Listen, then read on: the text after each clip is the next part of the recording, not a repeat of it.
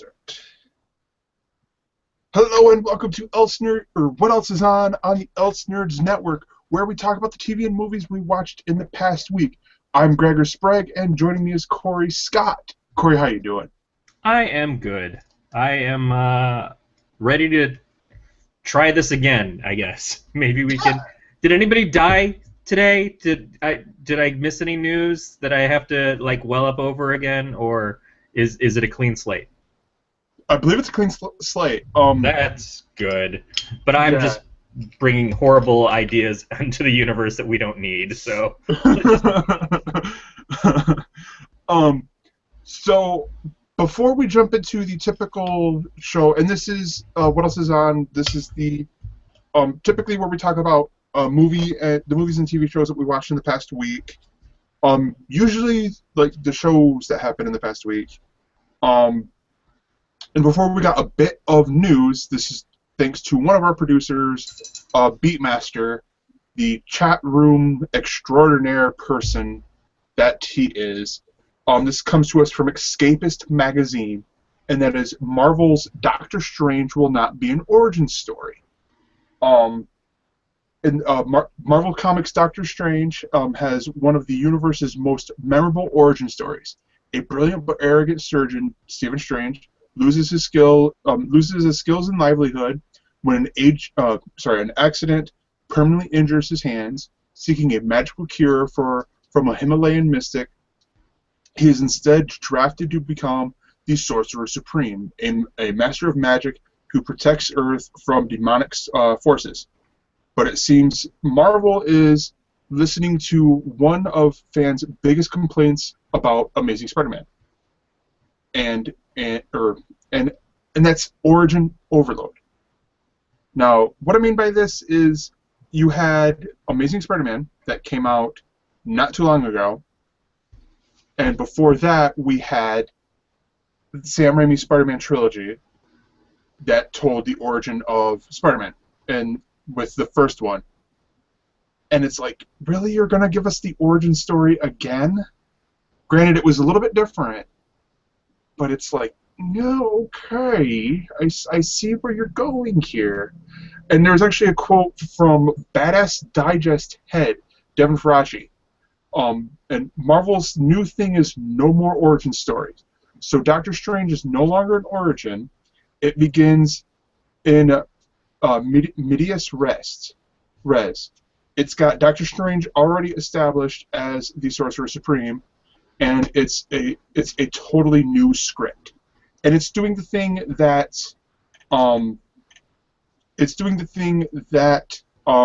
Guardians of the Galaxy did, where they're developing a script in-house, and it's doing the thing that the Inhumans script is doing as well, where they're developing the script in-house as well.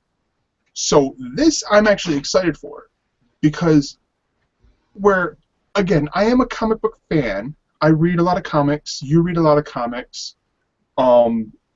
Beatmaster and Evan, our producers, read a lot of comics as well. But a lot of the people who go to the movies don't necessarily read a lot of comics. So, do you think this would work? Or, like, how... Now, Beatmaster actually brought to our attention that the way they're gonna get around this is through flashbacks.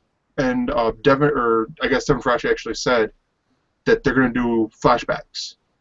I guess a la the last annual, or the flashbacks was your idea. Beatmaster is actually saying. Oh, Beatmaster throwing down, saying he's writing for Marvel now. Rock on, dude. Yeah. And actually, this was the last New Avengers annual was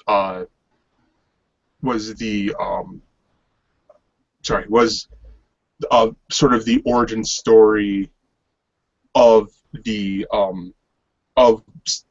Stephen Strange. And so, do you think this will work? Well, I mean, let's go back to the basis here. I mean, we're talking about a rumor, obviously, because Marvel haven't even really announced a Doctor Strange movie. They haven't announced an Inhumans movie. This is all still rumors and conjecture, just in the fact that we've got a lot of films coming out from Marvel they've announced dates for, but we haven't been officially given a word on anything. The only films we know that are coming up so far are Ant-Man and Avengers 2. So nothing, and we've had an announcement of Guardians of the Galaxy 2. Now, as far as skipping an origin story, well, you always get a feeling of who these characters are somehow established. You could say that Guardians of the Galaxy wasn't an origin story, but it did show the origin of Star-Lord to a certain degree. Because we see him get kidnapped off Earth. We don't see everything he does growing up. We don't see him become Star-Lord. We see the formation of the group, but we're jumping in with kind of a knowledge that these characters already exist. And having an existing character in a universe where we've established superheroes, we've established the Avengers and stuff like that, makes a certain degree of sense. Now, it also makes sense that Doctor Strange isn't somebody that we would have necessarily seen or heard a lot of so far, but he was mentioned in The Winter Soldier, which is part of the reason why the rumors started jumping around in the first place. So he has to have existed for a while, if that's the case, at least for a couple of years by the time the film comes out. So that makes sense that they would want to try to have him doing stuff currently. Plus, Stephen Strange is a badass as Doctor Strange. That's much more interesting than watching someone going through the motions to become the badass. You want to see them already a badass. As far as, does this mean that they're not doing any origin stories anymore? I don't know, because it seems like on some levels it works, and on some levels it doesn't. We don't get an origin story for Thor, he's just Thor.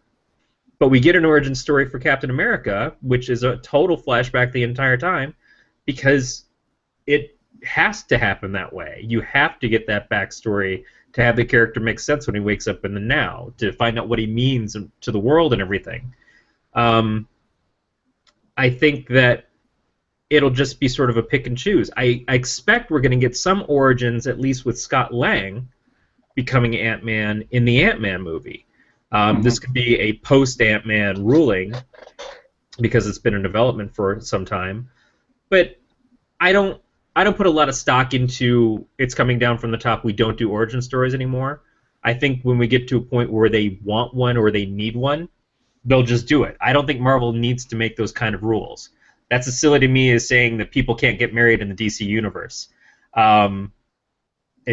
It closes you off to what can be great storytelling. So Yeah. let it happen if it needs to happen. The nice thing is that, unlike Spider-Man, this isn't going to be after a few years relaunch of the characters. But we had a pretty good idea as to who Batman was before Christopher Nolan did Batman Begins. And you can definitely say that the origin story there worked, even though we had seen it not that, well, it was some time ago, but not super long ago. It was still fresh in the minds for a lot of people in the Michael Keaton, Tim Burton movie. We got the Superman origin story in Man of Steel, even though pretty much everybody remembers the Christopher Reeve version, and they all kind of know Superman's origin story anyways. While I don't necessarily take favor with the Man of Steel one, it made sense to do it for the film, because they're relaunching something. They want to have it be that you watch all these movies together and kind of know the whole story all encompassing. Not every character needs it. I don't know that we will need or get an origin story for Wonder Woman, say, if she's being introduced in the Superman v Batman movie, Dawn of Justice. It just sort of depends on how they want to play these things out, but I expect we'll get something that relates to creating a Justice League team by the time that movie hits. Yeah, and Evan actually asked in the comments down below, hashtag join the conversation. I'm stealing another tech bit, because why not? In our comments section, if you were watching live, there is, or he's stating there is there. I don't know if you're asking a question or if you're stating there is a director attached. But there is a director attached. There's actually a writer and a director. The writer The new script is being written from scratch by Jonathan Spates, Spaits, and directed by Sinister Helmer Scott Derrickson. So this is one that I believe Marvel stated that they had a hard date for this. It wasn't more like the Inhumans. They didn't. This one was like more rumored. The Inhumans was more rumored to be one of the possible dates. This one, I think they knew where it was going to be, or they know where it's going to be. They just don't know exactly who is going to be the Strange Man. The Strange Man. That's a cool title. Yeah. They should just call the movie Strange. They shouldn't even put Doctor on there. And I'm not saying that in the idea of saying that Martian Manhunter is a stupid name and he should just be called Manhunter. I just mean that the name Strange up on the screen seems really cool to me. Oh, yeah. Yeah. But no, so, I mean, that's pretty much it. The article also talks a little bit more about the background of the film adaptations, about how the character was previously adapted, into a low-rated TV movie in the 77, and was almost made into a 92 by Full Moon Features, who lost the movie rights but made the film anyway as Dr.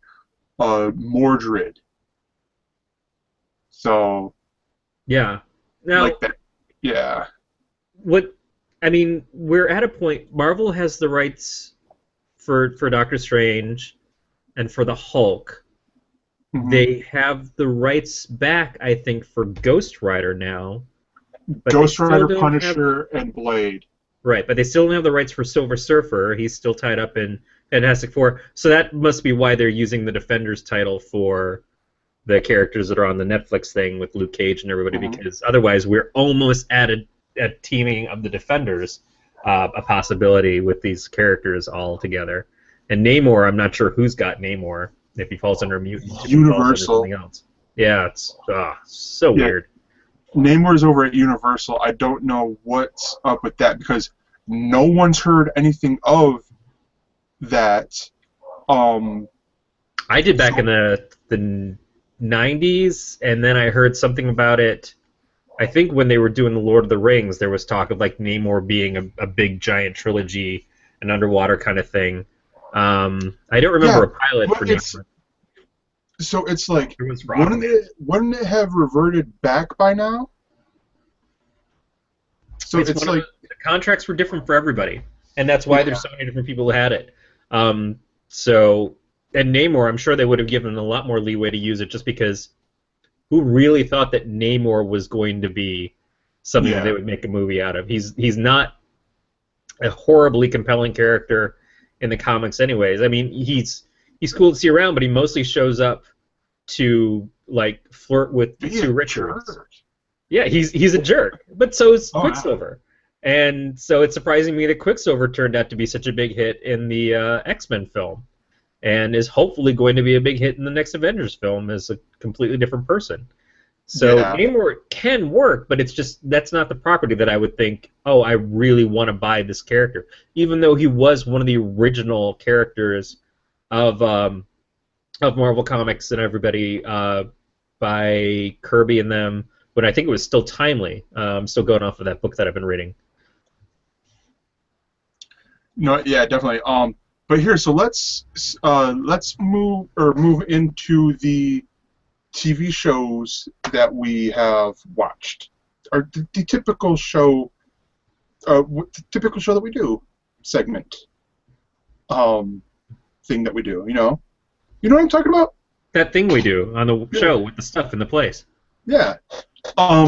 So let's start off with Big Brother and the Bomb Squad detonators, whatever alliance thing, cannot throw a challenge to save their lives. They're terrible.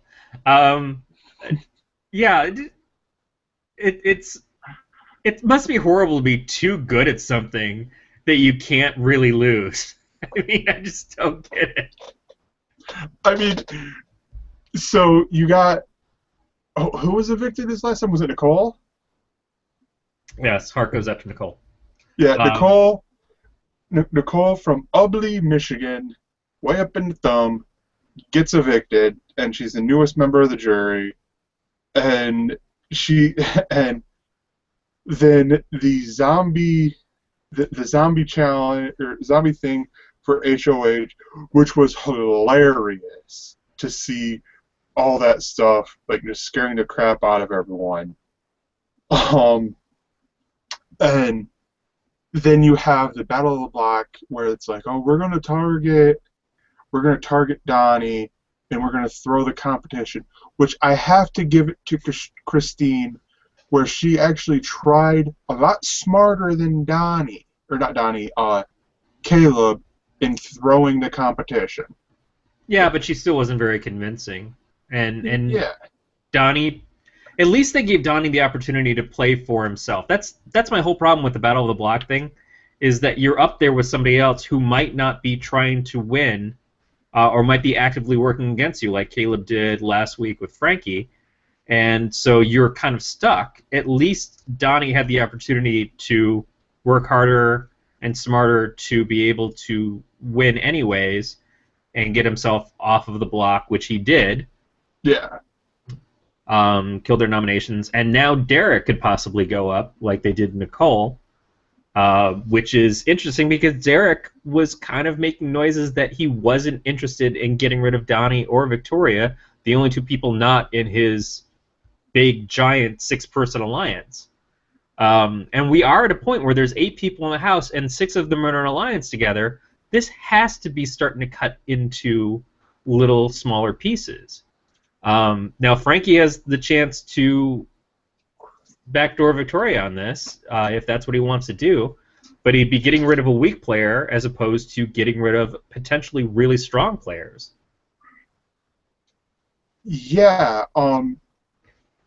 And yeah, so this is interesting here, and I don't know if this actually fixed my video because, Yeah, you're back now. well, Evan's stating that my video is like at 2/3, and it's because I shared my screen earlier. Yeah. And but the the whole thing with this Battle of the Block though is, and Christine did it. Granted, I mean it was some obvious things there with the whole, and the black box challenge is one where you can throw it a little easier. I mean, with Caleb doing it, throwing it last week. Yeah, I mean, he could have went up there and pulled off one of the chains or whatever, but whatever, live and let live. But now, I hate to say it, but you go after Victoria, or you dissolve this 6-person alliance. I say they dissolve the 6-person alliance. I think Frankie probably wouldn't put Zach out because he still has this deep, weird relationship with Zach. But nobody is still, at this point, no one's really comfortable with Caleb. Derek said that Caleb's someone who's been true to him the whole time and everything, so he didn't want to see him necessarily go. And so he was eyeing Zach as leaving. But Caleb is still a hothead. He is still got a temper. He still chooses to do things on his own sometimes and makes some bad decisions. Thinks with his heart a little too much. Keeps saying that he is, whatever his dime store cowboy.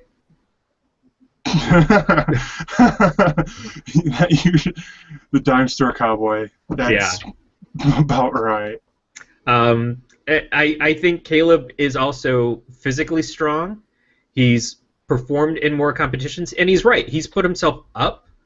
He's volunteered to go up on the block 3 times for his team, and his team has never really shown him anything in return.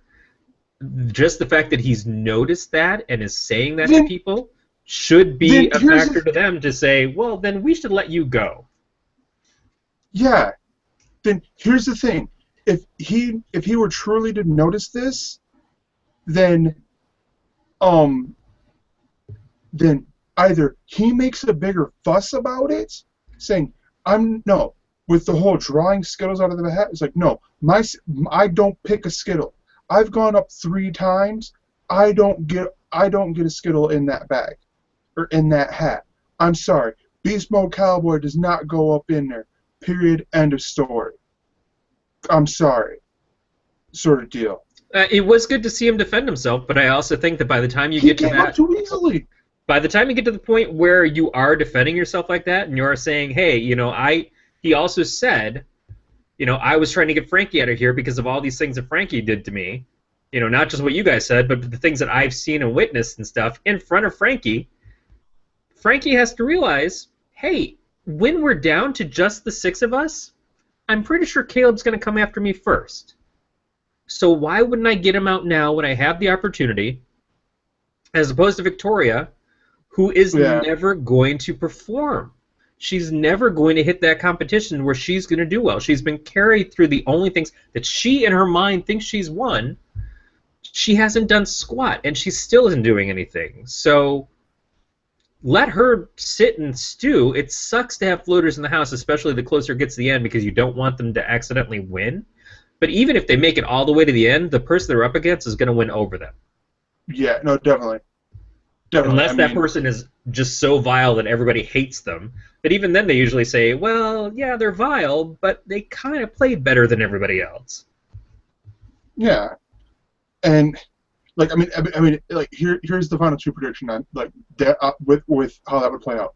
If it's Zach and Victoria, and they get to the whole interview thing, here's how Zach is going to go. Where they go to Zach, and he goes, well, why should we pick you?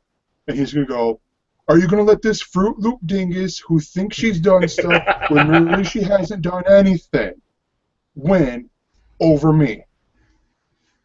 And they're going to be like, you're right. She hasn't done anything. She hasn't done anything, and Zach, if nothing else, has stirred stuff up in the house. There are going to be a couple of people who say, I don't want to vote for Zach because he's just an ass. But for the most part, they're going to universally agree that he's an ass, but he worked and he did things and he made big moves and he made big statements. And you can take the anger that you have about the house out of the equation, and you vote for the player who deserves it. And Victoria has done nothing to deserve it. So you carry that person to the end. You carry them to the end. You let them sneak under the radar as much as possible. You never let them shine, because then, when the final 2 are there, you're gold. But someone needs to start making the decision to stop going after the weakest players and go after the strongest players, even if they are on your team, because they can only be on your team until they're not. Yeah, exactly. I mean, the bomb squad, detonators, whoever the frick they are, they're gone. They need to be blown up. The detonators need to blow up the bomb squad or whatever, and they need to just start playing for themselves. Zanky needs to start doing, form their own little alliance or whatever. Team America needs to start. They all need to start thinking for themselves, basically. Yeah, and Derek should take Cody as far as he can, because Cody can be strong, but himself has not proven to win a single thing. And so it's just as easy to sit next to Cody and say, yeah, well, Cody didn't do anything. And I manipulated people, and I was HOH a couple of times, and I was on Team America, and also I'm a cop. Yeah. And that's all it takes. And Cody sat there and got his hair stroked by a married woman. Couldn't even pull off a workable showmance in all the chances that he's had. Yeah, which is a little bit creepy to think about here. I mean, I'm not that creeped out by it. I get it. Well, I mean, yeah, but I mean, it's for me, it's creepy on her part. In my, I don't think it's creepy on her part at all. I think some people can be touchy-feely and be, around each other and be somewhat affectionate, but not feel yeah, the need to cheat on their spouses or anything. And I don't see this going any further than that. And she's playing it off like it's just flirtation for a game and everything. And it may be there's something to it in her eyes too, of like, well, he's not a bad-looking guy, and yeah, no, sometimes definitely. people just connect. But I don't look at it as she's cheating on her husband, because she knows, first of all, at the very least, he's watching everything. I Yeah, just definitely. I think that they're comfortable in their relationship probably, and they can handle it. But I'm sure we'll get that interview with her husband on one of the next week's shows, and like, well, how do you feel about Christine and Cody? And he'll say, big deal. Bring me home the money. I don't give a damn.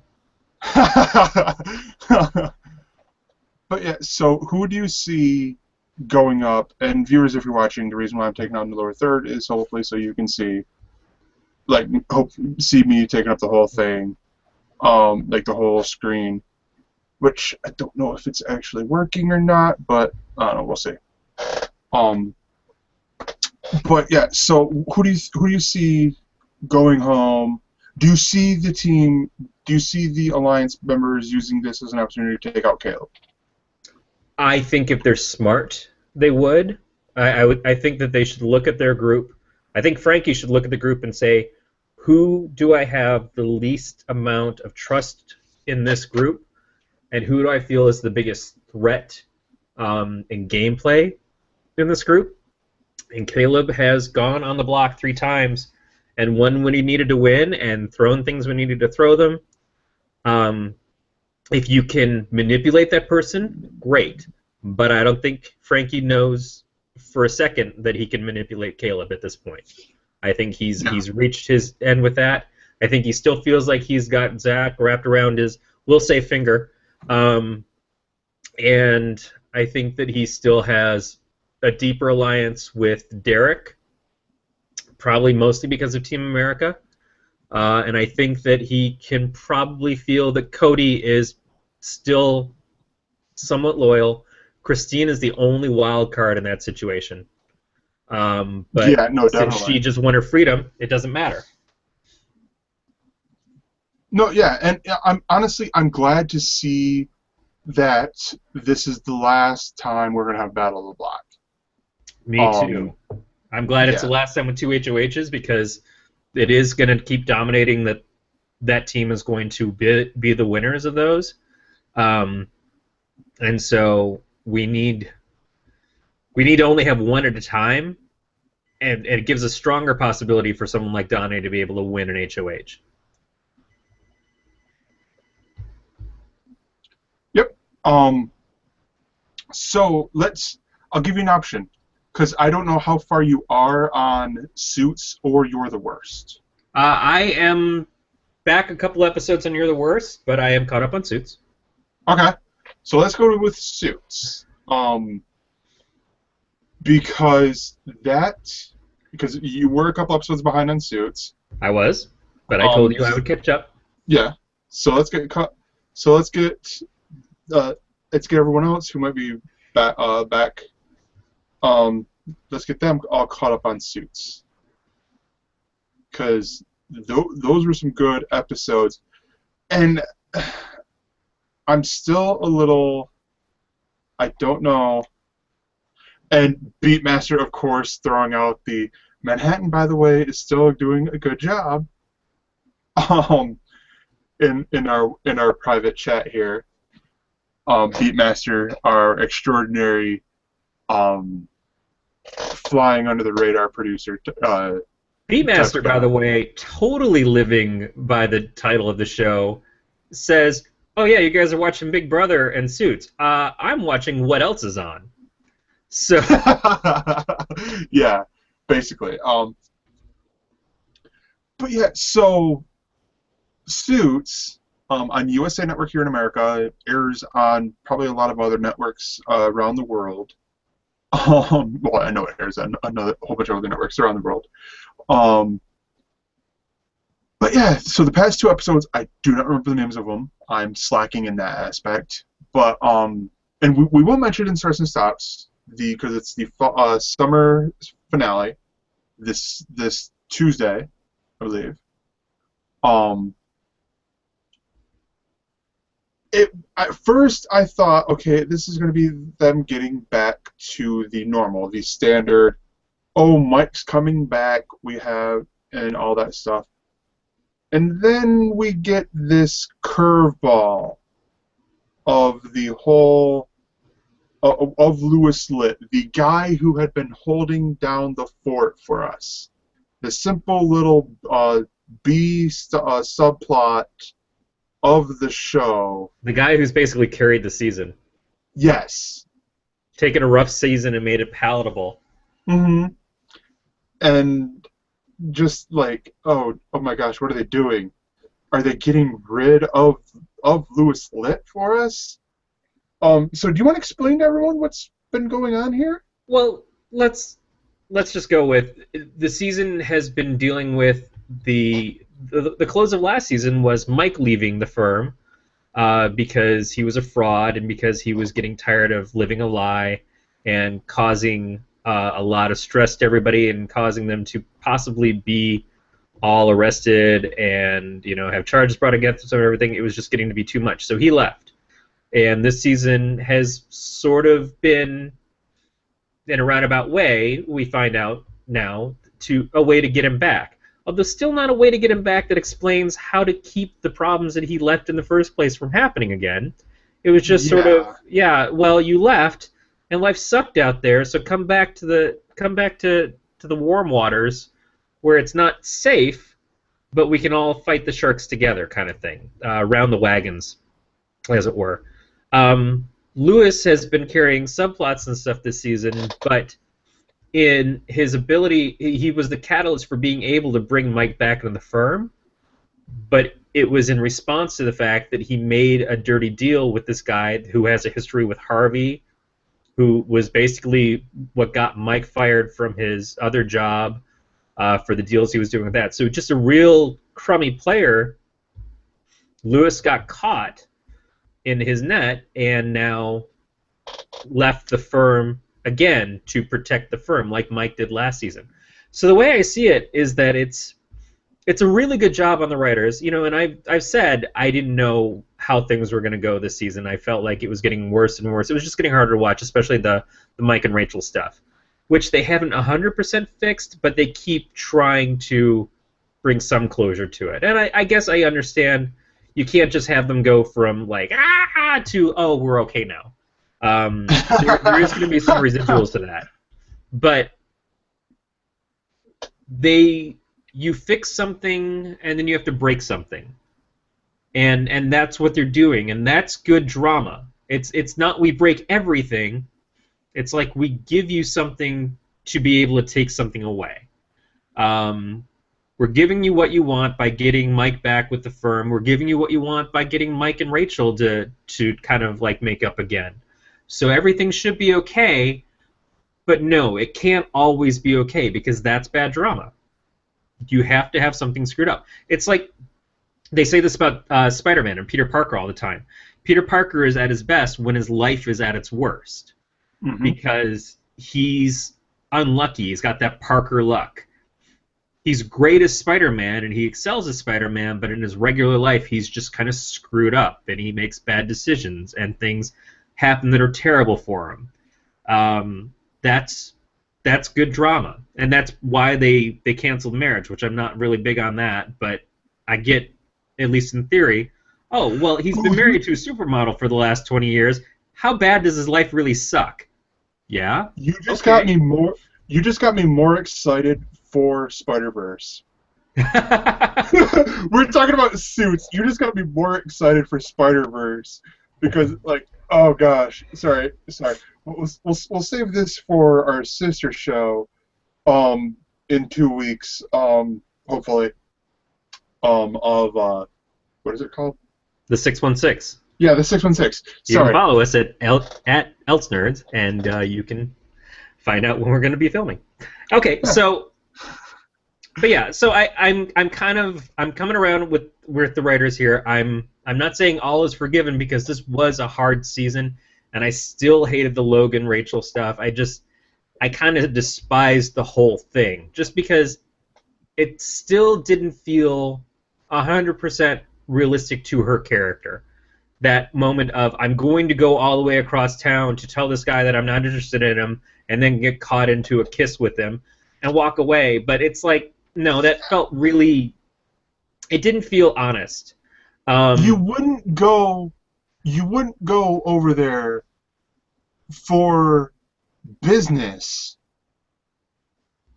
and then go inside if you were, and then be like, oh, this is just business. Blah, blah, blah, blah.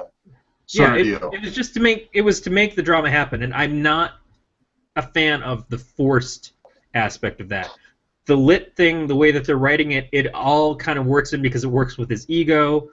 It works with you have to make a choice if you're going to try to get yourself off the hook, then you have to turn on Harvey, and there was definitely that was a hard choice. It didn't play out as much on the screen, but you know it was a hard choice for Lewis because he's always wanted Harvey's attention and support, and Harvey has just been pushing hard on him the whole time and calling him an idiot for all the things that he screwed up after he had just been heaping praise on him about getting them out of this deal in the first place.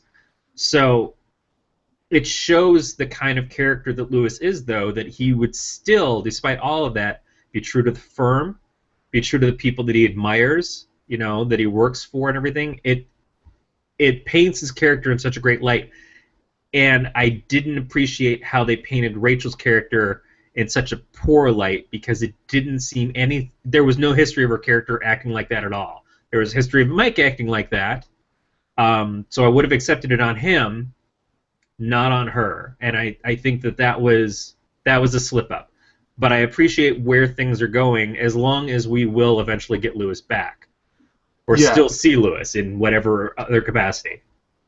Yeah, especially since, I mean, here, like you just mentioned with that, I mean, like, with Mike being so unforgiving of Rachel with all the crap he's done, I mean, it's like, are you really going to be that big of a D-bag? Yeah, and he's been kind of a D-bag. Yeah, and it's like, okay, I mean...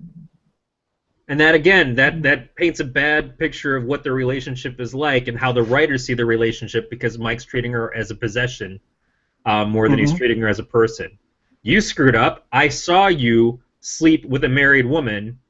You expected me to forgive you, and I did. And now you can't forgive me for what you're assuming I did. You mean a married man? No, she told him because he had been with a married woman in season 2, his ex-girlfriend or whatever, and he went and fooled around with her while they were supposed to be in their relationship and stuff. So she called him out on it. She said, I had to forgive you. Why can't you forgive me? You know, all I did was kiss Logan, and then I backed off from it, you know, and you went all the way with your thing and stuff. And then he still comes back, and he's like, I can't get out of my head. I can't get out of my head. Well, then your problem isn't with her or her actions. Your problem is with what you feel, you know, why did it have to be him? That kind of thing. It's a competition thing for him. It's a status thing for him, and that's not a healthy relationship. So either they address that, or the writers don't have an idea as to what a healthy relationship is. Yeah. And that kind of bugs me. But Lewis and the gentleman who plays Lewis, I think should be Emmy nominated this season. Definitely. I don't think that he will. I don't know that the show would even wind up being called out for it. And because of all the other writing stuff and everything, it probably won't get best writing. But he has been so good. Yeah.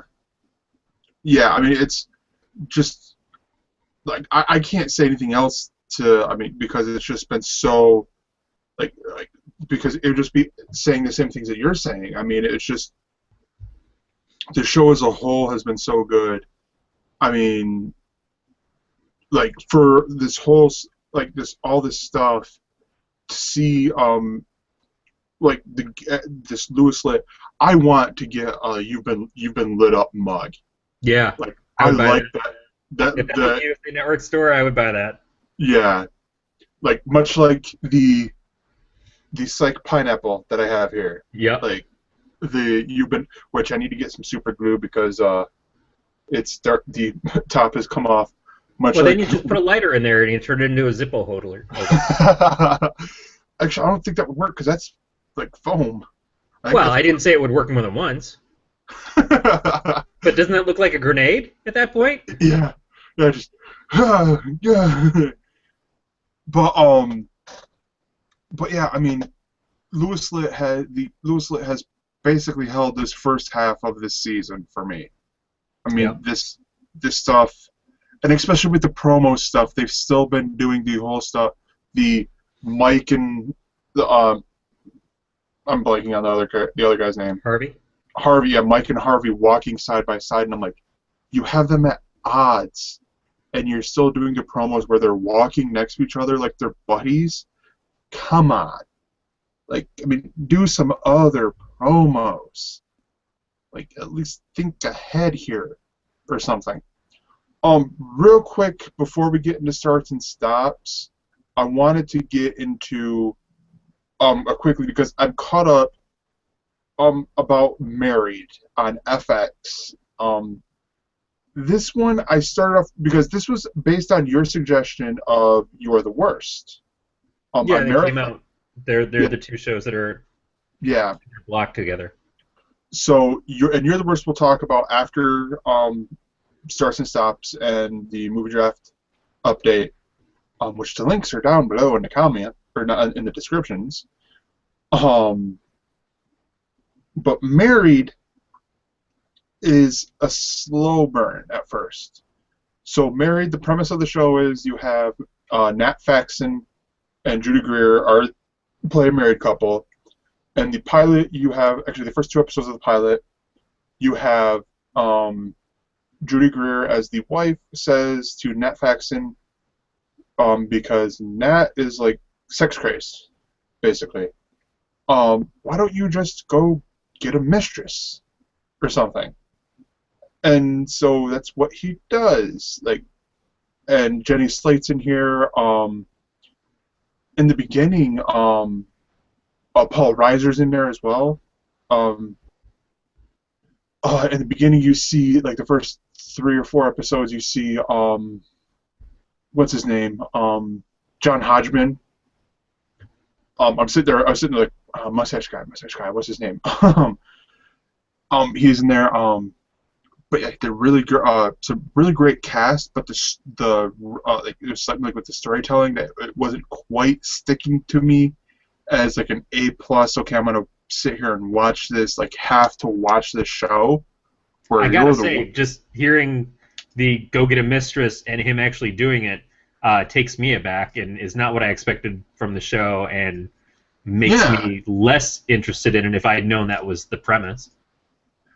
Yeah, I mean, it's like all the stuff that leads up, like hearing the plot points to it from watching this. Like, if I were to sit here and like describe out the plot points, which I'm not going to do because I want to keep this a little bit short. This would seem like funny for like a movie, like almost like an early Seth Rogen movie, but it was just off. Like missing its mark, but it gets better. Like it gets funnier and funnier as it goes on. Thanks, Especially when Paul Reiser comes in. When like there's this one where they focus on Jenny Slate, like Jenny Slate's character. She plays Nat Faxon's best friend, like one of his friends. And Paul Reiser's her wife or her husband, sorry, who is much older than she is. That would be obviously. way more awesome though if he played her wife. I would be DVRing the hell out of that show. Yeah. As Paul Reiser is a transsexual bride to Jenny Slate. Oh yeah. Give me that program. Coming soon to Disney Channel. No, probably not. Wouldn't be Disney, no. But Nick Jr. Yeah. But the episode, I think it's like episode 3, maybe 4. But Jenny Slate is sexting the neighbor, and like, and so the neighbor's wife finds out and just flips. And so Paul Reiser's trying to calm her down so she doesn't beat the crap out of Jenny Slate. And this is after the husband leaves. Like, the husband leaves her. And all this sort of like, he won't text, he won't call, or he won't respond to my calls or my texts or anything like this. You have to get a hold of him. And all this. So they basically, like, text him and convince him to meet her at a bar. They go, and it's probably one of the best episodes of the season so far. But still not better than You're the Worst, which we'll talk about after starts and stops. So let's get into that. Again, click the link below. Corey here, I will throw it in the. I've got it up. Oh, do you? Yep. All right, cool. So yeah, Tuesday, or tomorrow if you're watching live, Tuesday. If you're watching this in the past, sorry, we try to do it. We gear this more Wait, if you're watching the past, you have plenty of time. You can set up your DVR to catch these things way early. It might even be too early. If you're like in the BC era, I don't know that you have Comcast. I don't think that they'll give you a signal then. Sorry, what I meant is probably direct BC. If you're watching this in the future. So Tuesday, August 19th, at 10 p.m. on Sci-Fi, you have the series premiere of Wizard Wars. And then Comedy Central has at 10:30, not 10:13, that'd be way early. 10:30 on the second season finale of Nathan for You. Moving on to Wednesday, at 12:01 a.m., you have the series premiere on Netflix of Happy Valley. Like I mentioned earlier, at 9 p.m. on USA, you have the fourth season summer finale of Suits on USA Network at 9 p.m. And at 10 p.m. on Oxygen, the second season premiere of Preachers of LA.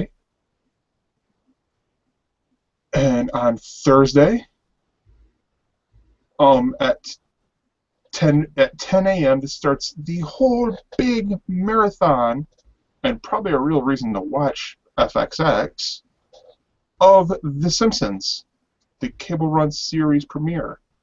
Calling to work for a week and a half. Yeah. Yeah. At 6:30 p.m. on Cartoon Network, you have the return from hiatus of Steven Universe. And then also there's more, like, of the new time slot stuff on there of Cartoon Network shows.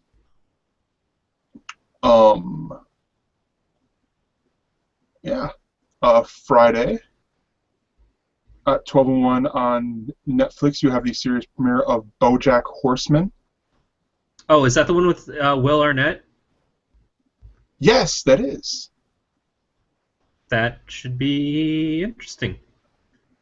I only know that because it had the word horseman in there. I'm like, oh yeah, he's doing a thing with the horse.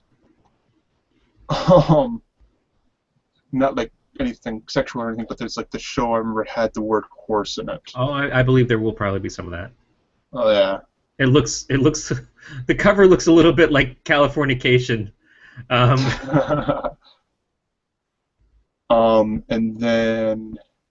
then at 8 p.m. on CBS, you have the NFL preseason, Oakland Raiders at Green Bay Packers. It is a special presentation. Moving on to Saturday at 7 p.m., you have on the Hub, the series premiere of Parents Just Don't Understand. No word yet on if Will Smith is involved. I'll take Jazzy Jeff. At 7:30 p.m. on BBC America, you have the Doctor Who live pre-show. This one, I believe, Veronica Belmont might be hosting. Oh, good. I don't know. I was just making that up. Oh, please. That would be awesome. And then at 8 p.m. on BBC America, you have the 8th season premiere of Doctor Who with the episode called Breathe Deep. It says Deep Breath. or Deep Breath. Sorry, flipboard sometimes. Yeah. 10 p.m. on BBC America, sticking with the theme here. You have the series premiere of Intruders, no relation to Doctor Who. And then at 11 p.m. on BBC America, you have Doctor Who After Who Live. This one is hosted by Chris Hardwick, because we all know he loves to host shows after other shows. I'm surprised there's not a show called Doctor or After Talking Dead.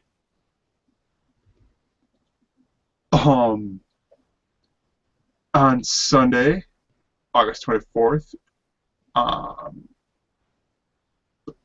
thought there was something. Oh yeah, I forgot to scroll down. At 9 p.m. on BBC America, you have the first season finale of The Musketeers. And HBO has at the same time the series finale of True Blood, with the episode called Thank You. And then on Monday, it's all about the Emmys, that I believe is hosted by Seth Meyers. Yes, it is. Starts early at 4:30 p.m. on E with the special countdown to the Emmys, and then the big main event is at 8 p.m. on NBC. It's a 3-hour special presentation. But if that's not your boat, or if that doesn't float your boat, you have on VH1 at 9 p.m. with the 4th season summer premiere of T.I. and Tiny, The Family Hustle. And that is starts and stops. And now this right here it demonstrates every problem I have with E, other than something that rhymes with Fardashian, and that is, it starts at 4:30. Special countdown, not to the Emmys, special countdown to the red carpet, because they have a countdown to when the red carpet, which is the countdown to the Emmys itself, starts. So it's special about we're gonna have this special. We're celebrating our own goddamn show that you don't need anyway, just to let you know it's coming up, that the other important show is coming up after that, and then when it's all said and done, we'll give you a little party hangout afterwards. What the hell? Yeah. Eventually it'll get to the point where, and this will probably be within 2 years, where it'll be like a week in advance, where it'll be Joan Rivers. We are seeing the people come in. Oh, does he have lug nuts? Yes, he has lug nuts. Does he have the required washers that are needed? I don't know why Joan Rivers is British, by the way. You want to talk about Hardwick doing so many after shows and stuff like that.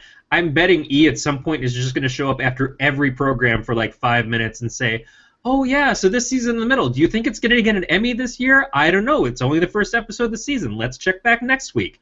That's what's going to happen. Every show on TV. Judge Judy, she keeps getting passed by. Well, you know, we're only 3rd episode in so far of season 52. Let's see what happens. When you're just so self-important, that's what E is for. Oh yeah. But yeah, so let's go to the movie draft update. Because we're self-important. And the spots have not changed. Team but the Hondo money sure has. Yes, the money has.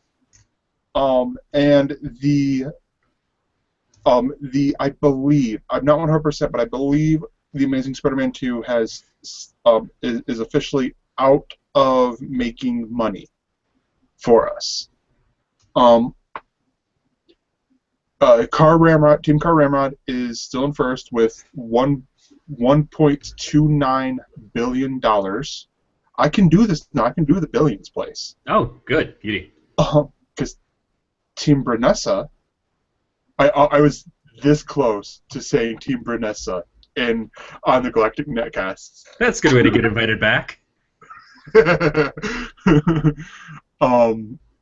Team What We're Watching Weekly. It's the last time. This is actually the last place I get to say this too. Is Team What We're Watching Weekly is in second place with $1.22 billion.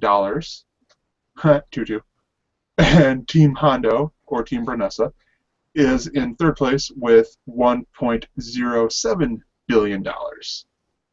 And so, yeah, the biggest changes to the draft is maybe to us with Think Like a Man 2 definitely out of theaters. Like, there's no more Think Like a Man 2 making money for us. And I think Amazing Spider-Man 2 is out of theaters. Definitely. And I say I think because I may have entered the money and then not realizing that I didn't make or put it in anymore. Or something like that when I was editing the draft. At all or anything. Yeah. Yeah, so, I mean, can we really just give credit where it's due, though? That Team Hondo, the question has been, how are they going to even compete being so far back as they were? They only had the two movies, and we were looking at these movies and saying they weren't going to be small, but it looks like Guardians of the Galaxy domestically is at this point made more money domestically than any of the other summer movies, including Transformers and Captain America: Winter Soldier. Well, it hasn't made more than Captain America. Not total, but I mean in the to date part. If you go the 3 weeks in, it has done more in that 3 weeks than Captain America and Transformers did in their same 3 weeks. Yeah, it's on track to do that, and I mean it's just. See, this is what I love about the movie draft, and this is why I'm excited to do the winner. Yeah. And this is where I say, do we make it more exciting and bring in Evan and Bede? I mean, I would say yes, but that's not up to me. So, it'll be interesting if I show up for this one. Yeah, it's really kind of amazing how well. I mean, first of all, I'm just overjoyed that Guardians of the Galaxy is doing as well as it is. I almost talked myself into going to see it again this weekend. I was really close at it. I'm like, I really love my bed, but I know Guardians is still out there, and I kind of feel like I should go throw some money at it. Fortunately, I have no money, so it made the decision a little bit easier. Yeah. But this is a really close ranking, and it got even more close this weekend, which it's funny because nothing seemed to come out this weekend, so it just made it easier for Guardians and TMNT to continue to dominate. But we're only talking 70 million, less than 70 million, like 64 million between us and Team Car Ramrod. Exactly. That's crazy. That is crazy how close this is. And I'm not saying close like we're suddenly going to dive ahead of them or anything, although Lucy is still done pretty well. Transformers Age of Extinction seems like it at least has had some staying power. They've got, I don't know about Hercules, but Dawn of the Planet of the Apes might still be making something out there. It's really just so skirting around that same point. It's just like a knife fight. It's pretty awesome. Oh yeah, definitely. But yeah, so here, let's get back into. I feel like these are ad reads or something. But let's get back into the show and talk about the other FX show. You're the worst, Corey. You're the worst. I get that a lot. But no, actually, so I'm not talking about you. I'm talking about the FX show. You're the worst. Starring Aya Green. Is it Aya Green or Aya Cash? I don't know. Green Cash. That's how it used to be in this country, and then we got monopoly moneyed. Actually, I actually like the idea of using like colored money, instead of just green monies. But like I mentioned before when I was talking about Married, and I understand you're a couple episodes behind, but I much prefer You're the Worst than Married. Like, I really like You're the Worst. The 3 episodes that I watched, I just sort of mainlined one night. it's pretty funny. I don't know how far they can go with it, but they tone it down. They do tone it down from that, from the like, because you had mentioned it, like the first night, the like there's like the PG-13 like glancing of side boob and like almost seeing butt crack of oh yeah, I in the didn't mean pilot. that, but Well, yeah. I just meant the Well, building of the like, relationship and everything. well, yeah. But they do. And it's just like you see these horrible people like that form this relationship that you're like, they're both sort of the dominant person that you would expect them to be in a relationship with someone who is just going to be like, yes, dear, I'm coming, and not in a relationship with a person who is equally dominant. And it's just awesome to see how this works and how this is working, and how you see what's the guy's name, Jimmy? Sure. I think how you see the guy getting whipped for the most part. It's funny because it seems like at the first blush of the show, it seemed like she was going to be way less into him. Mm-hmm. Because let's face it, she's way higher on the scale than he is. Yeah. And it's not that he's a bad guy. She's just really awesome.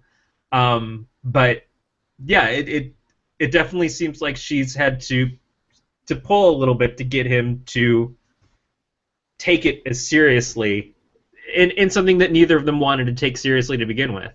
And just as it goes along, seeing the slow succumbing to, well, I guess this is okay. I guess it doesn't suck all that much, and I guess I can kind of make some exceptions and whatever. So you've only seen the first 3 episodes that Yeah, so far. Okay. I will say you're the name "You're the Worst" doesn't just mean the 2 people. I would assume her best friend and her husband, Lindsay and Edgar, or no, Lindsay and I don't remember her husband's name. No, it means her best friend and the PTSD dude, and Okay. and him, because this last episode, which I think is I call it Sunday Fun Day, was hilarious. You have a cameo from the dude from Silicon Valley, um, where it was hilarious. He plays a hipster, where the dude from Silicon Valley plays a hipster who steals the PTSD roommate. He steals his list on what they're going to do, and he just starts showing up at all their events. And the end scene is just hilarious. That's all I'm going to say. I don't want to spoil it for you. And I'm just like, oh my gosh, shit. It was just, I'm sold again. How can you sell me on something I'm already sold on? Like, even more. But it's just, like, yeah, there's nothing else really more I can say on this show. Yeah, the show's called You're the Worst. It's on FX at 10:30 on Thursdays, I believe.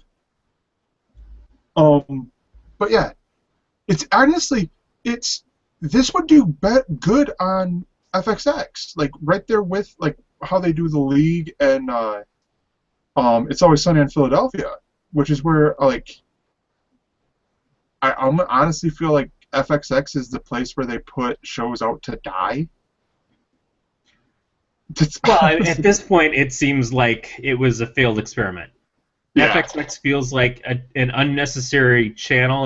We'll start a new channel It's and the we'll Simpsons put network. these shows on there, and it's like, yeah, I have a feeling a lot of people watch it for The Simpsons. Just like, in the end, we watched what G4 became for American Ninja Warrior because it was the only thing that was still coming out. But you didn't really tune in there for the repeated movies over and over again that they just played ad nauseum. What will happen to FXX after the Simpsons thing is done? Will people still tune into the channel and go, well, I got my Simpsons fix, what else do you got for me? Oh, we got Charlie Sheen? No, thanks. But yeah, so what are your thoughts on You're the Worst? You going to continue watching it? I definitely plan on going back and watching some more episodes. I almost kind of prefer that I'm not watching it as it's happening, that I can double or triple up a couple episodes at a time to get that. Because that's how I did it. Like right after you mentioned it, I'm like, that next day I just binged on it while I was doing dishes and just like caught like the 3 episodes that were out. It marathons well. I mean, because it is sort of a storyline. It feels like one of those things that you watch in the middle of the night. You sort of like, oh man, nothing is on. Oh, what's this show? And you start it up. You're like, oh, this is pretty good. Okay, I'll sit and I'll watch this for a couple minutes. And then 3 hours go by and you're like, holy crap, I just sat and watched the entire season. What did I just do? It's 5 o'clock. I have to get up for work in a couple hours. You know, just seems like it would be perfect for that. Yeah, they did a great thing with the 2 friends, the friend of the girl and the friend of the guy, with the first 3 episodes, where you get when they're staying over at, it's mainly over at the guy's house, and beginning of, I think it's the 3rd episode, where they're passed out naked on the driveway, and you got the roommate who comes out and just throws the blanket out over them. Right, I remember that part. It builds up this, oh, he's a good guy. They're talking, the show title refers to this couple here that's building up. And then with these 3 episodes you haven't seen yet, it's slowly referring to the fact that this core group that you see with this intro title is referring to this core group as being the worst, sort of deal. Yeah. Yeah. So, but it's hilarious. Like, for anyone who watches this, find this show. It is hilarious. And it's funny because I really thought that I would have been more into the idea, at least for the stars, in Married than I was into this. And I put this one on because I thought Married might be one that I would watch with Aaron. Although, again, with the subject matter as you described it, I might be less inclined to throw that at her. But it was because we like Ben and Kate, and I thought, okay, we'll watch this. And Judy Greer is great and everything. And Jenny Slate is definitely a big selling point. It's a slow burn. If you can get past if you can get past that subject matter in like the first two episodes, because that's all it is. It's like the first 2 episodes are like that, and then it gets like he's resentful of it immediately, of doing that stuff, and then it's like, all right, then they get past it, and then they're just like going about their business. Like I think they do counseling and stuff. This day get through it a lot easier if you put Paul Reiser in a dress. Yeah. And have him suddenly leave Jenny Slate for a transsexual Helen Hunt. The transsexual version of Mad About You. Yeah, absolutely. I'm way into that idea. But no, but yeah, so I mean that's honestly, I think that's how Mad About, or not Mad About You. That's how Mad About, or keep saying it. See, it's such a good idea you can't get it out of your head. But that's Married. That's how it's okay. It's not great like how You're the Worst is. Come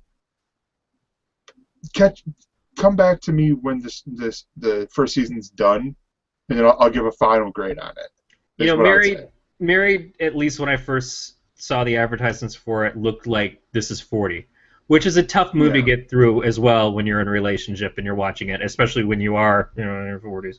That it's like, oh, there's some rough patches and stuff in this, and we haven't had those patches. We've had rough stuff in our lives, but not rough stuff as far as like our relationship. certainly in the last 10 years, 13 years, or whatever. But when you watch a movie like that, you get kind of like, oh, is that how it's supposed to be? What are we doing wrong that we're not screwed up like that? So it's kind of like, do I want to even introduce these ideas into a relationship? But This Yeah. Is 40 was a good movie. You know, it had a lot of charm. It came together well towards the end and stuff like that. It was a good Apatow flick, especially as a follow-up to whatever the Rogan Heigl one was that it was before that. Knocked Up. See those characters, everything was fine. So I thought, yeah, this could be an okay show, and I thought I'd give it a shot again because of the people in it and stuff. But I don't know, man. I just don't know. You're the Yeah. worst. Way more my team. And you're right. Yeah. It is a good kind of like it goes into that feeling of an Always Sunny, which as Always Sunny got darker and darker, and they've even noticed it as characters in the show, like, wow, it's got pretty dark. They're awful people all the time. They just continue to be awful people, and that's sort of where I saw You're the Worst kind of starting, and it's awful Yeah. people who get a little less awful together, but still allow themselves to be awful outwardly. I'm really kind of taken with the show, so Yeah. good that you watched it. I'm glad to get your feedback on it. No, yeah, definitely. So next, let's jump to, and then afterwards I can hit quickly, and you can hit about the show that you watched that I haven't seen, or I think it's a documentary, actually. It's not a documentary, but yeah, we'll talk about it in a minute. Yeah. But last week tonight, because we haven't hit on it, but they actually talked on the Ferguson stuff. So we are getting a little bit on the deep emotional stuff here, but See, I don't think that they've not had those things. There's certain things that it's hard to make funny. It's hard to find humor in, and I'm always very impressed when Oliver and his team of writers and everybody do manage to make something humorous. But it is. I don't think there was any way to do the show this week and ignore that, especially because Colbert and The Daily Show are in the midst of their 2-week vacation. It seems like we just got back from vacation just a couple months ago, not even a couple months ago. So they're not able to do it. Bill Maher's show, Real Time, is on a break, so they're not doing it. I think Vice is already done for the season. So Vice is there, though. Huh? Vice is there. Vice is there, but they're not on TV. So Yeah. I think it was a matter of who is talking about this besides the 24-hour news cycles, and what are they really reporting on it. When it seems like one of those things that they tried to not report on until it got so big that they couldn't ignore it anymore. Yeah. I think Oliver. I don't think that there's any way that he would have let this not be a basis for the episode. Yeah.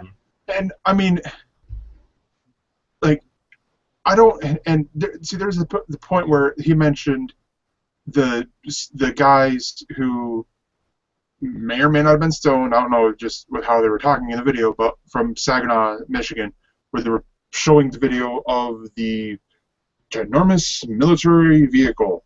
Yes. And I'm like, oh my gosh. And I was sitting there thinking, I'm like, here in Jackson, Michigan, where I'm from, we have I think it's a Hummer that gets pulled out. I think it gets pulled out mainly for parades.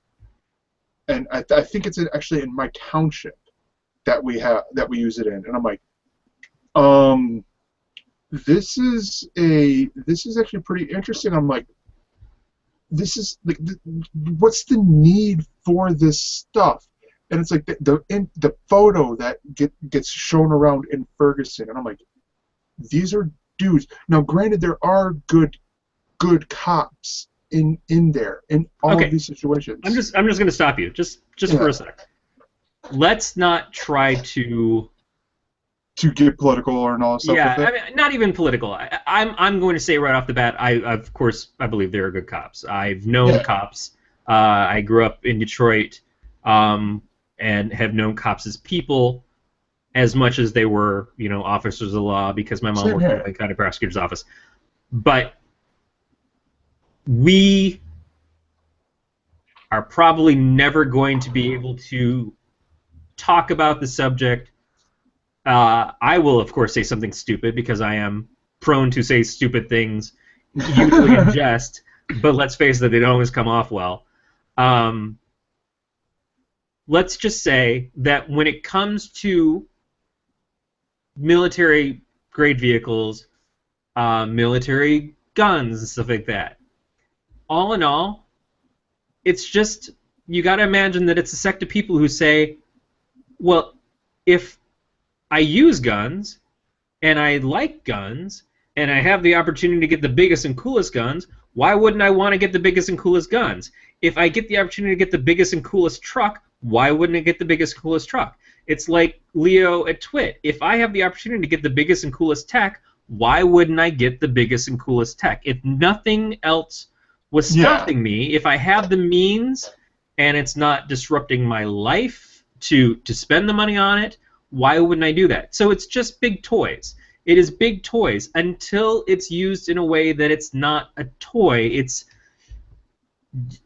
It's like I have a great computer and I think it's super awesome, and then I hack into, the government databases, and suddenly everybody is knocking at my door, and I'm putting my computer in the microwave to try to melt my hard drive real fast.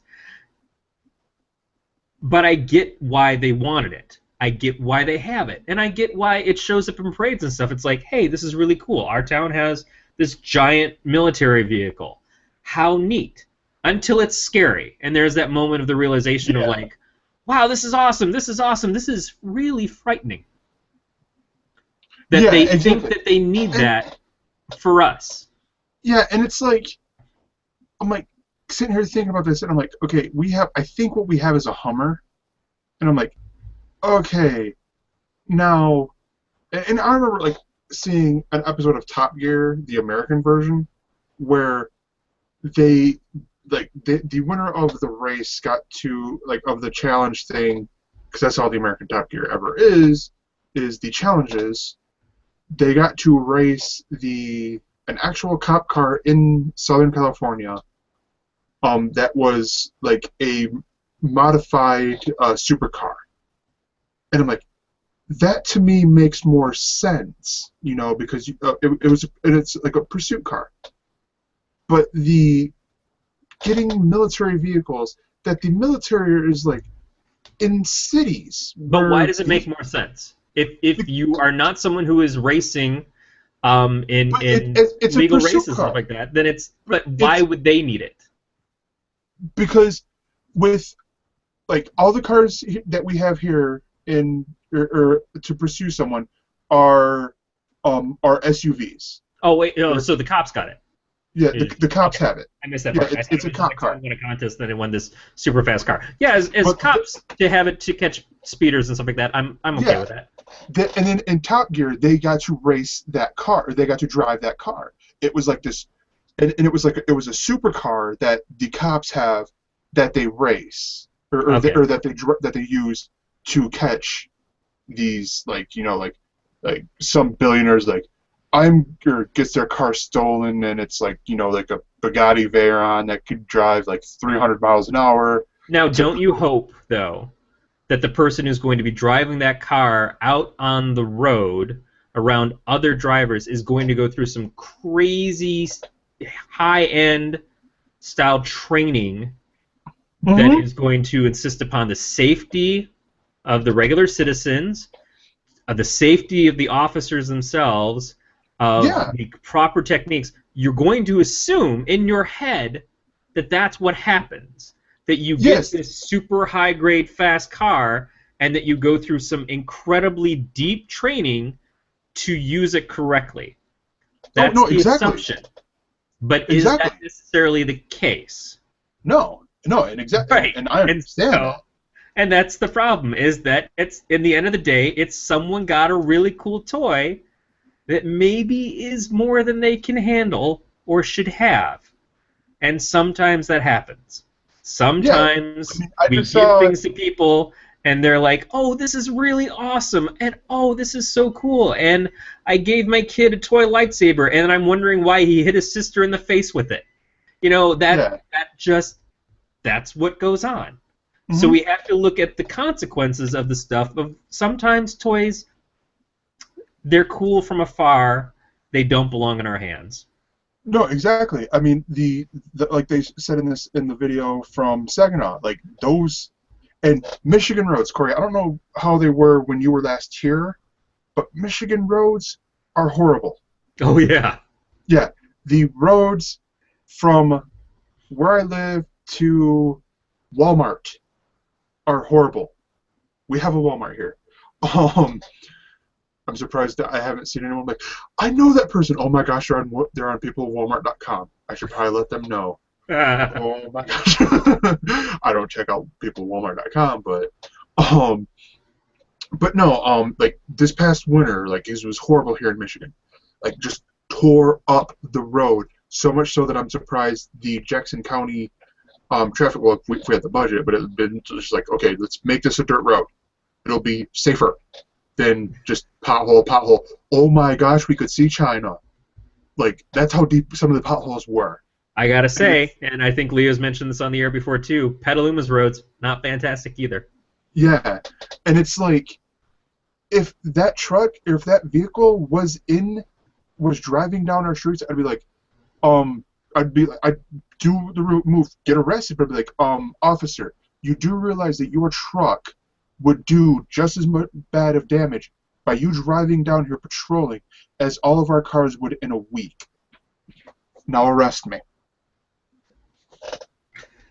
Yeah, I as far as the show, Yeah. I completely got what he was talking about Mm-hmm. because we did hand off a lot of big, expensive, somewhat why do these people have these things kind of stuff, sort of haphazardly, in the name We of must protect our pumpkin anti-terrorism festival. and things like that.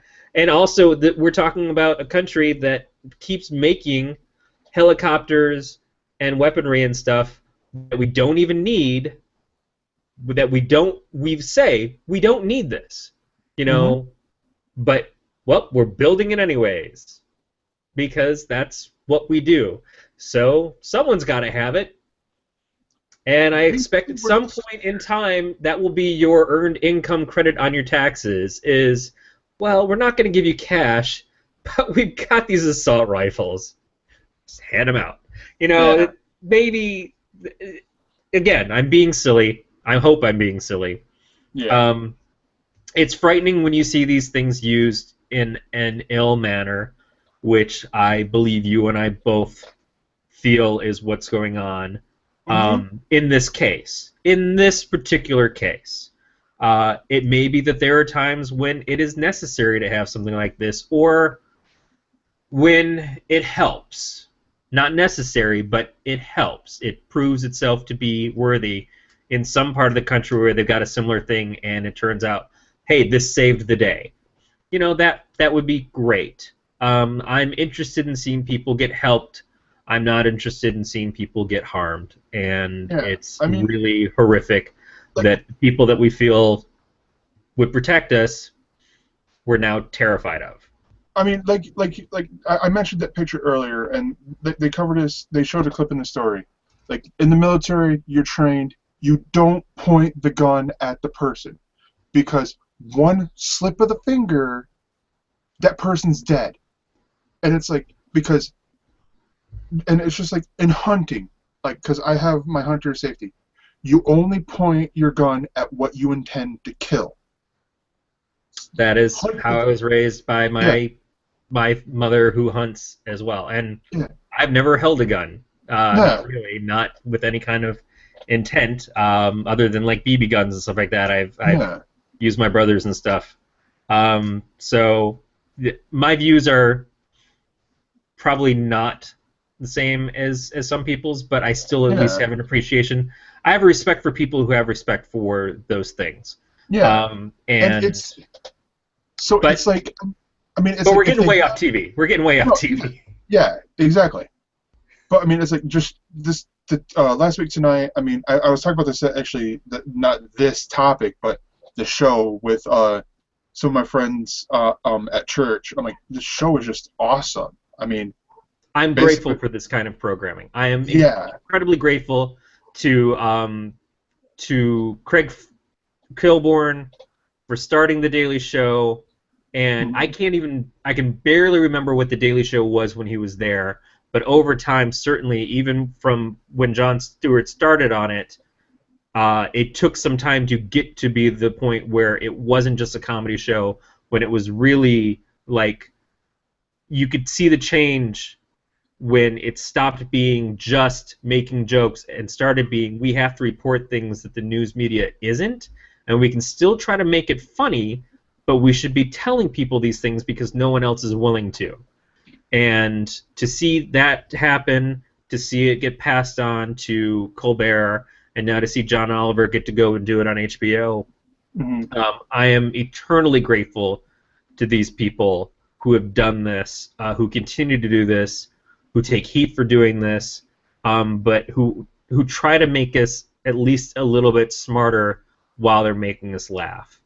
Um, I could consume this kind of thing all day in a way that I can't really stomach watching the mega news channels, because it doesn't seem like they're as interested in reporting things as they are about selling an idea, and yeah, that's too bad. Again, it comes down to trust. I want to have a trust in these people. It just seems like they've done nothing but let us down. mhm. All right, I want to switch gears real quick and talk about another in my quest of powering through. Excuse me, powering through the DC Universe animated movies, or the animated original movies, I believe is what it's called. And this one is the latest, actually, because I sort of jump around and just watch. I've actually watched quite a bit more, but I want to talk about one of them. And this one is Batman: Assault on Arkham. This one was actually really good, and probably the most adult out of all of these. Out Isn't of this all of one them. brand new? Yes, this one is brand new. Um, and they actually reviewed it on Variant on through test two, or not test two, but revision 3, and did slightly spoiler, or they did spoiler free, but this one there's gonna be a little bit of spoilers. But this one more sexual than all the other, or at least that I've seen, all the other um, uh, of the DC animated movies. Way more uh, swearing and stuff in there, but still had a great plot in there. You follow the Suicide Squad, even though it is called Batman: Assault on Arkham. You follow who is it? God, the shark dude. I'm blanking on his name. King Shark. Um, yeah, King Shark.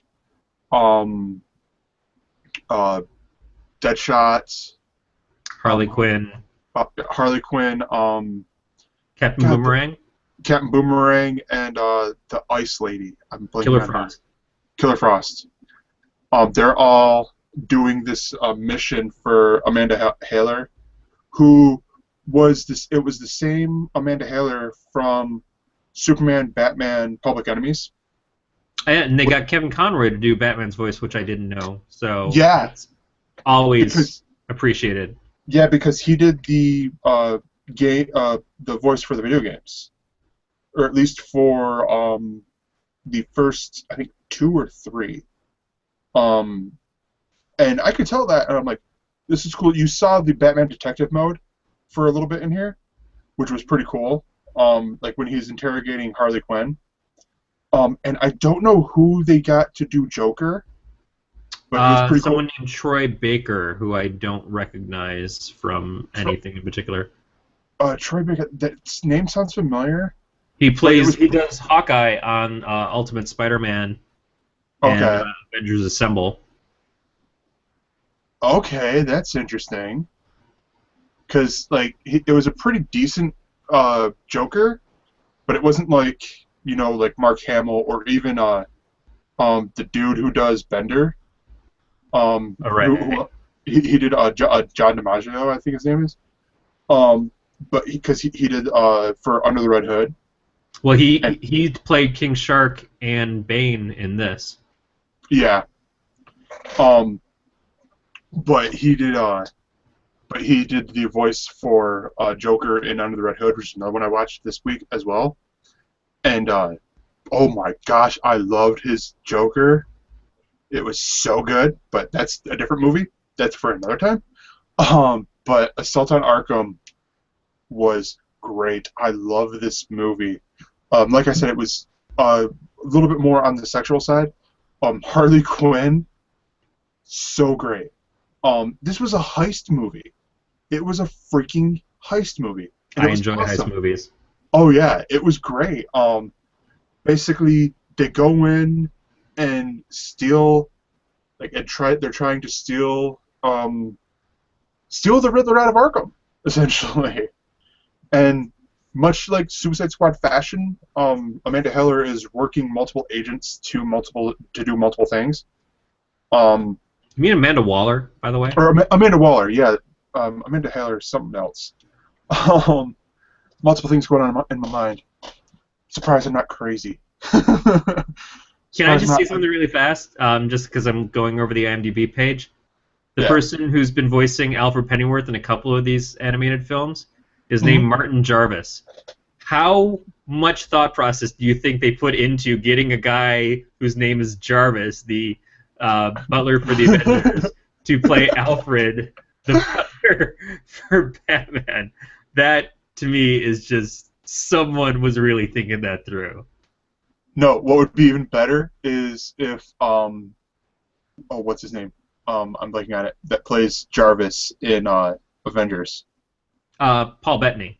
Paul Bettany, is if his middle name was Alfred. Yeah, that would be cool. That would be awesome. Maybe some doo doo doo doo stuff. Um, but Assault on Arkham, if you can, it's available digitally right now, and I believe it comes out on Blu-ray and DVD in like a week or two.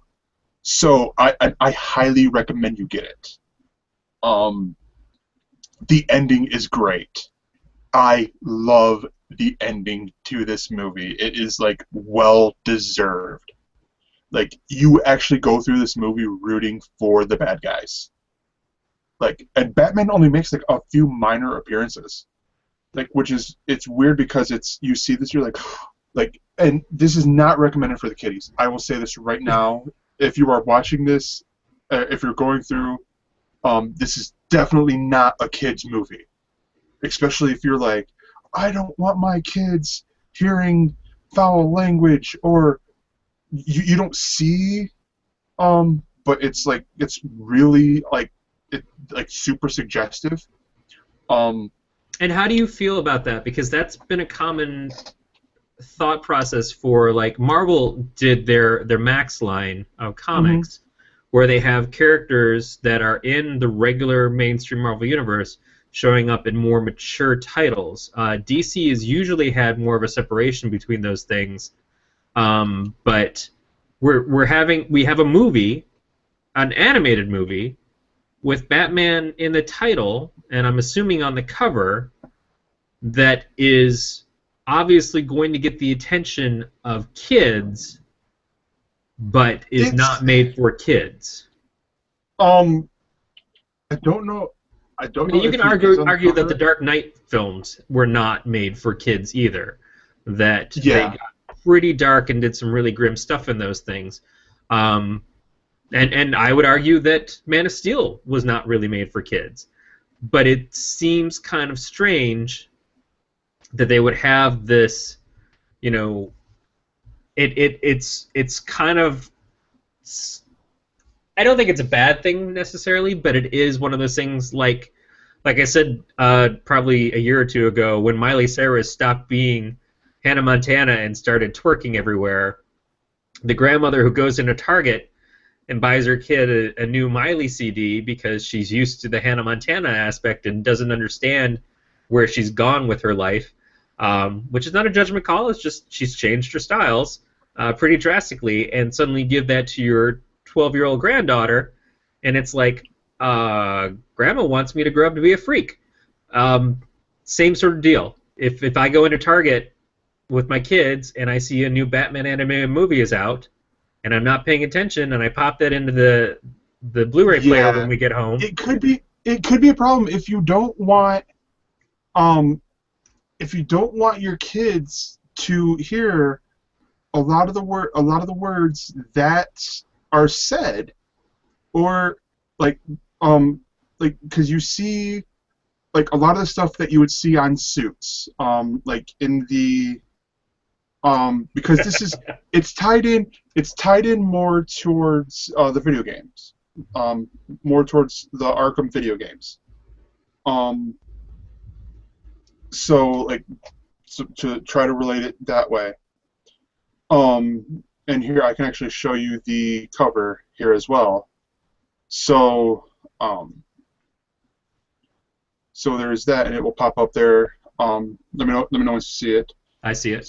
So that's the cover of the DVD, or actually of the Blu-ray DVD and Ultraviolet collection. So yeah, there would be that confusion because it says Batman on the side, and you see Batman in the background, and so there will be that confusion of little Jimmy coming around going, "Daddy," or "Mommy, can I have?" And if you haven't seen it, then if it's not, it's supposed to. And I mean, I'm talking as a person who Doesn't have was kids. heavily into, well, no, that too, Yeah. but as a person who was heavily into music in the late 80s, when all of a sudden the PMRC came about, thanks to Gore, and started putting labels on CDs and albums and stuff, and I was pretty hard against that, as the forced labeling. But as an adult, I have to agree that even when you play Pandora, you have the ability to turn off explicit lyrics. You have the ability to make an informed choice. When you walk into the comic store that I frequent and occasionally help at, we have a younger kids section, which is really an all ages section, because sometimes there's comics there that I want to read and other adults want to read too. But we have a place that's safe for the younger kids to come in and look at comics, as opposed to the racks and racks of stuff that might not be suitable to them. And it's just, it's not saying we don't allow those things to exist or we kick them out of our store. It's just helping make an informed decision. If you want your kids to be able to read a modern-day Suicide Squad comic, that's your choice. You, as a parent, can make that decision. We're not going to criticize you for it. But if you don't know any better, we feel it's our job to inform you, to let you make a smart choice. And I just wonder if this is being brought across in a way that allows people to know what they're getting before they buy it.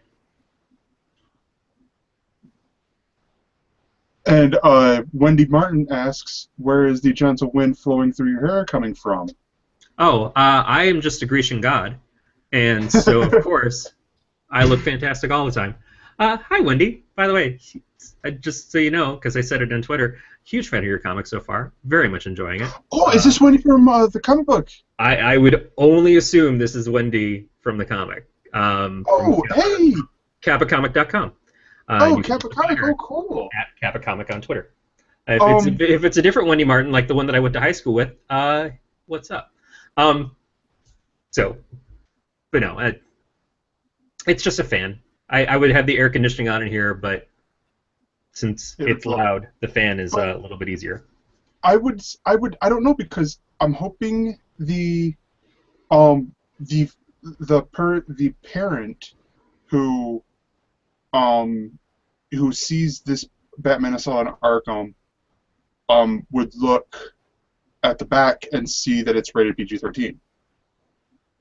because that's what I would do, when I have Yeah, kids. absolutely. Because looking and seeing And that, that's me. I'm second guessing a rating system that already exists to protect families and kids and stuff. So yeah. I'm probably blowing it overboard and out of proportion and everything. When you look at the animated series for Batman, the Paul Dini, Alan Burnett Mhm. series and stuff like that, that got pretty dark. And that was on in the evenings on Fox, but it certainly was played on Saturday mornings and stuff too. This obviously is going more in that darker and more mature direction and stuff, but that show at that point in time could have easily been labeled PG-13 or PG at the very least. Mhm. And I think that might have been around the time that we started to have viewers and stuff getting. They would show before a show like rated for whatever or for mature audiences or something. So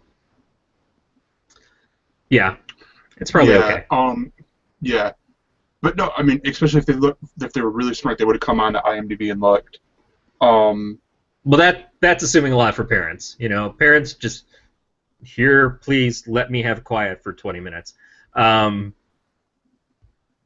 I just think if yeah. I was still working at Best Buy and I saw a parent picking this up, I would probably feel the urge to stop them and say, "Hey, just so I think it's a great movie, but you might want to be aware of what you're giving your kids." Just like I would ask them to consider what they're buying if they were buying Call of Duty, as Beatmaster brought up. Yeah. But no, yeah, I mean, so like, I don't know, but all in all, for me, as a 25-year-old, um, this is great for me, but for as a kid, no, like, under 13, this would not be one of the things that I would suggest them picking up. Way, no, no, sort of deal. Like, because I even told the lady I was talking to, her little uh, 3-year-old is into Superman, and I'm like, oh, here, I will hook you up with um, the DC animated stuff. But I'm like, I'm warning you now, some of them on here, you might want to watch all these first, because some of them, sweet little William probably should not be watching, because language and stuff like that. Batman Assault on Arkham, definitely one he is going to want to wait on until he is older. Yep. But yeah, and IMDb is a great resource for this.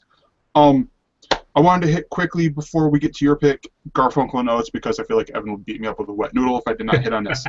Because the latest episode was great. It was the Rule 34 episode, where if you do not know what Rule 34 is, basically whenever you become famous on the internet, you will ultimately have the a porn parody of you. So Garfunkel and Oates in this episode gets the porn parody of them, and called Garfinger and Butts, and then they Garfinger and Butts, which one of them was played by Abby Elliott, the I can't think of Ricky Lindholm. That's who it is. Her porn version of is Abby Elliott. They become more famous than them, and and as Elliot, or as Evan actually mentioned, so he mentioned some of the cameos. You had Abby Elliott's. Actually, Evan mentioned some of the other in there. Oates was in there. John Oates. He played the porn star, or the porn shop owner, which they mentioned on when they were on the Tonight Show, or not Tonight Show, Late Night with Seth Meyers. And I'm like, well, that's awesome. I wonder if he owns a shop that's in sex criminals. Wait, what? I said, I wonder if he owns a shop that's in sex criminals. That is a callback to our premiere podcast of the 616, where we mentioned Wendy's delightful digital comic. It is delightful. It is really good. But who else was in there? Chris Hardwick made a guest spot. Oh gosh, there's many more. But the whole episode is just hilarious. This is one of them shows, again, IFC, if you like the quirky TV shows, well, I shouldn't say quirky. Quirky's a bad word. But like their motto says, it's slightly off with the shows. Like, it's not that typical sense of humor. But you need to be watching this show. It's great. It's just great. I think I saw them on the comedy show with Kumail Nanjiani and wow, I'm blanking on Jenna Ray's name. That's funny. Their show that follows up after. The Meltdown? Yeah, I think they were on this past week. Garfunkel and Oates were. I so forgot to even watch that because I'm like, At Midnight's not on, so of course the Meltdown's not going to be on. They were really good. They were very good. They had a song with a religious message, so I'm sure that you should avoid it. But they're excellent. I always have liked their stuff, so it's. I need to catch up on that show. It'll definitely be fun. Still pushing for the big crossover with Flight of the Conchords and Tenacious D. The giant duos. Make it happen. Yeah. But yeah, so real quick. You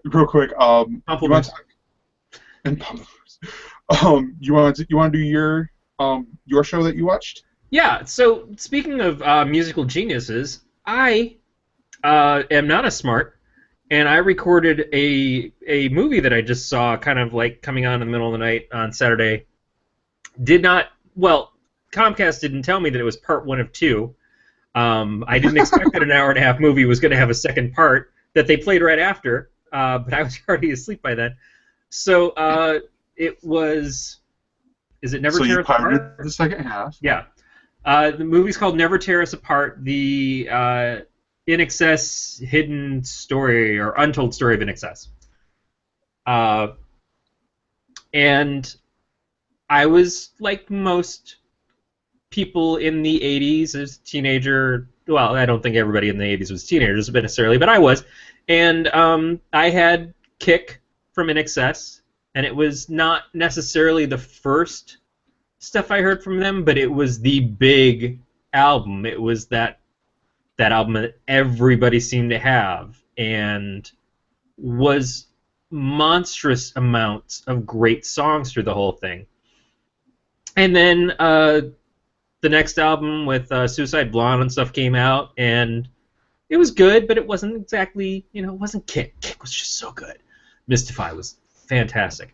And then all of a sudden you hear that Michael Hutchins died of sexual asphyxiation, and you don't really know what to make of that. Yeah. It was the first person I'd ever heard of dying that, or that act existed. So it might have been a little bit of more of a curiosity, but it was also because I thought I was going to hear a lot of really good In Excess music that I recorded this movie. And it was really good. I wasn't paying attention to what channel it was on. I thought it was on VH1, and then there was a lot of nudity and swearing and stuff, and I thought, well, VH1 has either gotten a lot racier since they dropped all music videos, or this is on Showtime. It was on Showtime. And but overall, like, I've seen these made-for-TV movie music docudrama kind of things before, for the Monkees and the Partridge Family and a whole bunch of other things, and I was expecting something of that level. This is a pretty high-caliber job on this film. The actors really resembled the members of the band. I mean, as much as I remember the members of the band beyond Michael Hutchins himself. And the guy playing Michael Hutchins is great. Apparently, Beatmaster will appreciate this. He's on Black Sails. But he was so spot on in this. Like, I could not really tell you that if I saw, a living version of Michael Hutchins standing next to this guy, that I could tell you which one was which. It was kind of incredible. I guess that he did not sing in it. It was Michael's voice in all the songs and stuff. But they did great things where they would integrate footage, like them winning the awards on MTV and stuff, but they wouldn't have them come on stage and like do the Forrest Gump thing where they interacted with the old footage. It was just they would show the old footage interspersed in with it. So when you're sitting there and you're watching it and you're seeing people, you're like, oh, people didn't look like that in the 80s. And then they show people from that era in the old footage, and it was like, oh, yeah, I guess they did look like that in the 80s. They had a really great kind of burn moment with Adam Ant right about the time that this portion of the story ends. They'd introduced Kylie Minogue in there. But overall, it was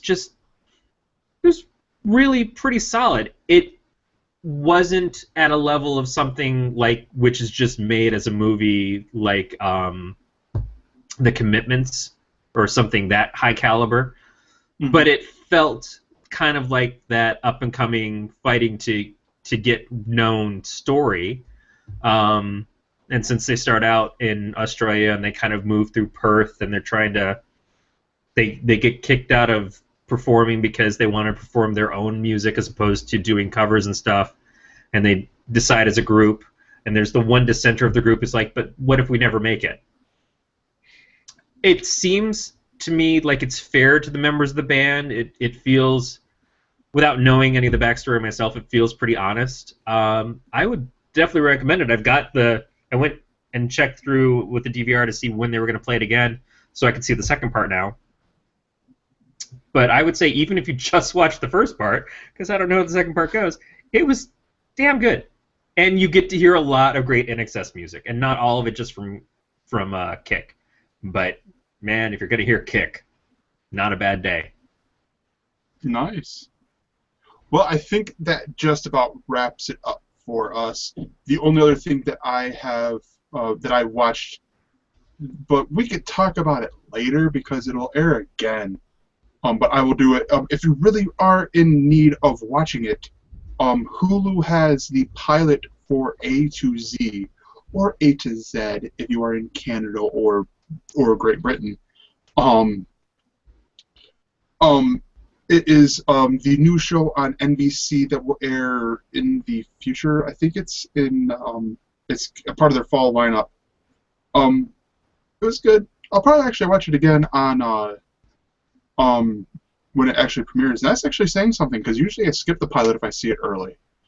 But yeah, so to find out... Just to kind of like make a mention, because I know that we went over it in starts and stops, but we have 2 shows premiering on Netflix this week. We have Happy Valley, which looks like it might have been something that was made for overseas and is just shipping to Netflix here now. And then BoJack Horseman. But I mean, it's a big deal to get a new series on Netflix that's sort of like a Netflix exclusive anyways, like getting a House of Cards or an Orange is the New Black, or even some of the other ones that haven't been as popular. But we're getting 2 in the same week now.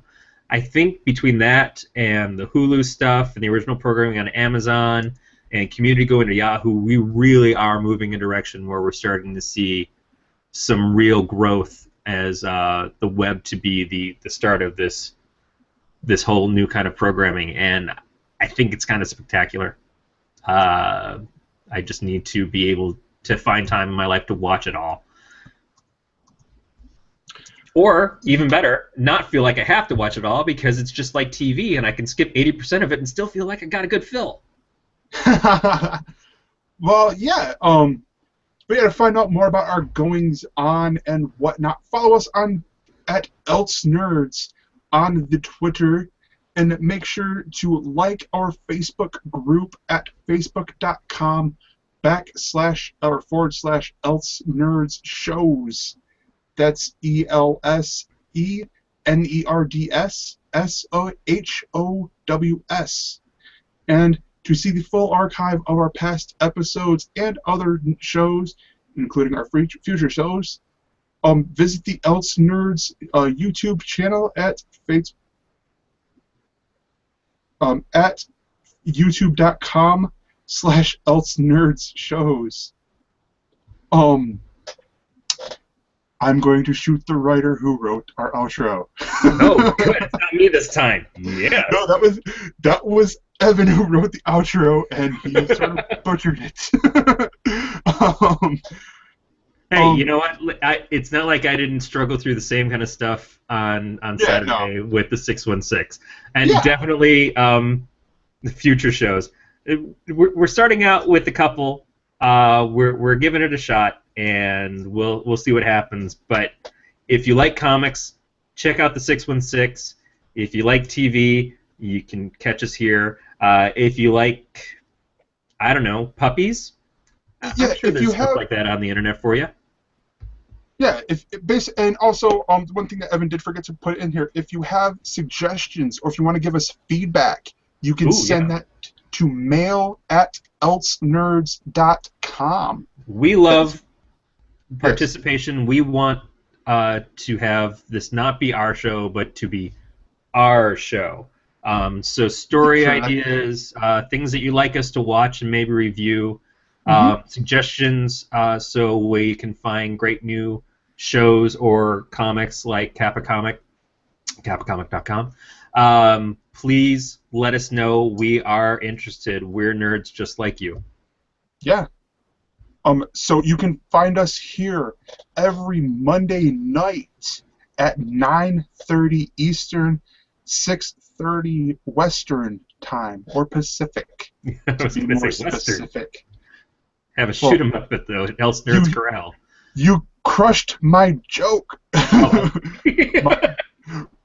Pacific, to be more specific. Hi. Oh, it was up nice. I love that. Yes. So do you want to read that last line? Else Nerds is a Don't Tell Glenn production. I didn't even see it up on the screen. I'm just assuming that's what you mean. Yep. That's exactly it. So, bye everyone.